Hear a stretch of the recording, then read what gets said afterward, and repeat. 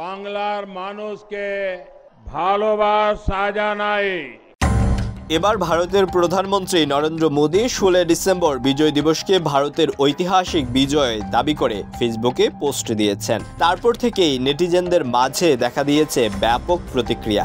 মোদীর এমন আষাঢ়ে গল্পের ন্যায় দাবির বিরোধিতা করেছেন বৈষম্য বিরোধী ছাত্র আন্দোলনের আহ্বায়ক হাসনাত আব্দুল্লাহ সহ দেশের আপাময় মানুষ। সোমবার সকালে সোশ্যাল মিডিয়ার প্ল্যাটফর্ম এক্স ও ফেসবুকে দেওয়া এক পোস্টে নরেন্দ্র মোদী বলেন, আজ বিজয় দিবস।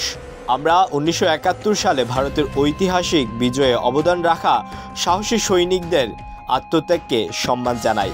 তাদের নিঃস্বার্থ নিবেদন এবং অটল সংকল্প আমাদের জাতিকে রক্ষা করেছে, আমাদের গৌরব এনে দিয়েছে।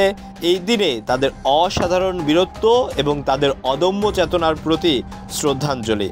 তাদের আত্মত্যাগ চিরকাল প্রজন্মকে অনুপ্রাণিত করবে এবং আমাদের জাতির ইতিহাসে গভীরভাবে গেঁথে থাকবে। মোদীর এমন দাবির সরাসরি বিরোধিতা করেছেন বৈষম্য বিরোধী ছাত্র আন্দোলনের আহ্বায়ক হাসনাত আব্দুল্লাহ। এই আহতরা রাস্তায় রক্ত দিয়েছে। নিজের ভেরিফাইড ফেসবুকে দেওয়া এক পোস্টে হাসনাত আব্দুল্লাহ তার প্রতিক্রিয়া জানান। তিনি বলেন, এটি বাংলাদেশের মুক্তিযুদ্ধ। পাকিস্তানের বিরুদ্ধে বাংলাদেশের স্বাধীনতার জন্য এই যুদ্ধ সংঘটিত হয়েছিল, কিন্তু মোদীর দাবি এটি ভারতের যুদ্ধ, তাদের অর্জন। তাদের বক্তব্যে বাংলাদেশের অস্তিত্বই উপেক্ষিত।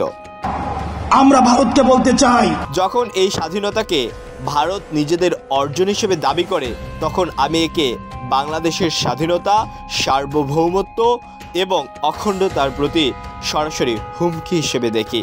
ভারতের এই হুমকির বিরুদ্ধে আমাদের লড়াই চালিয়ে যাওয়া অবশ্যম্ভাবী। এই লড়াই আমাদের চালিয়ে যেতেই হবে।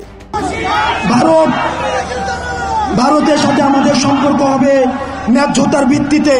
আলোয়ান খান, ঢাকা প্রকাশ।